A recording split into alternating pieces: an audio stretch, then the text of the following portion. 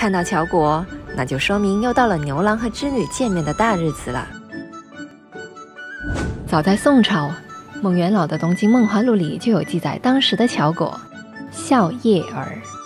乔果图案各式各样，传说吃了乔果的人会手艺灵巧，那就太适合我这个小厨娘了。传说把乔果串起来，喜鹊会衔去搭桥，好让牛郎织女在银河相会。古人可真浪漫呀！有没有觉得这个做法很像西方的饼干？没想到吧？早在1000年前，我们就已经会做饼干了。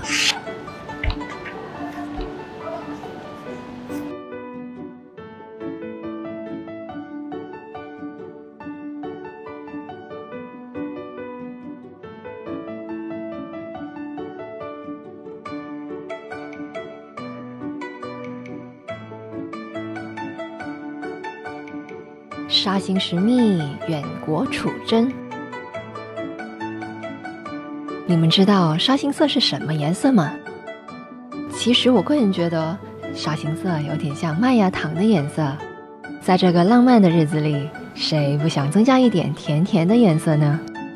乔果有各种图样，宋朝最常见的是纳香、方胜，而现在我们一般都会选用自己喜欢的图样来做。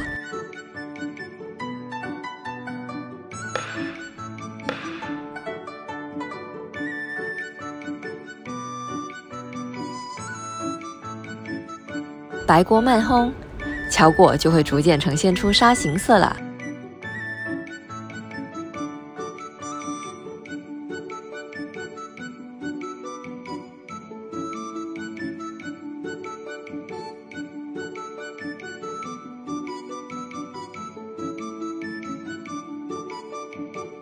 做好的乔果会连同7样水果一起放置在户外，姐妹们聚在一起闲话家常之外，古代还会有很多比手巧的小游戏呢。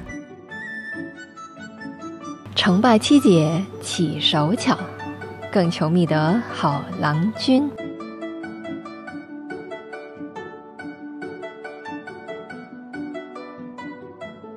被星光洗礼过的乔果，吃了就能如愿哦。